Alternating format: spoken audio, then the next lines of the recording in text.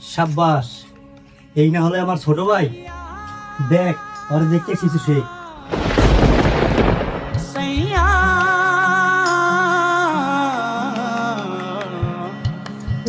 তোর ছোট ভাই, আজ সে প্রমোশনও পাইছে, আর তুই একটা চাকরি জোগাড় করতে পারিস না।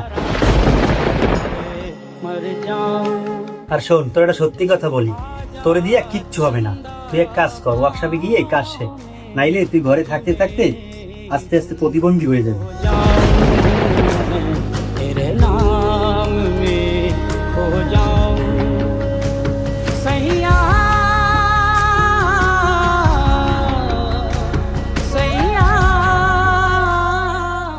আচ্ছা ভাই, একটা কথা বলি, তোমরা আবার কিনে কি মনে করো? ভাইয়ের একটা অটো কিনে দিই আমি কিছু টাকা দিয়ে, নাহলে ও তো বাসা বসে থাকতে থাকতে ও সত্যি একটা প্রতিবন্ধী হয়ে যাবে। আজ বেকার বলে মানুষ কত কথা শোনায়, কত অবহেলা করে। কেউ বোঝে না ভেতরে ভেতরে আমি কতটা ভেঙে পড়ি। হাসি মুখের আড়ালে লুকিয়ে থাকে হাজারো কষ্ট। তবুও আমি থামি না, কারণ আমি জানি আজ আমার সময় না হলেও একদিন আমার গল্পটাই মানুষ শুনবে।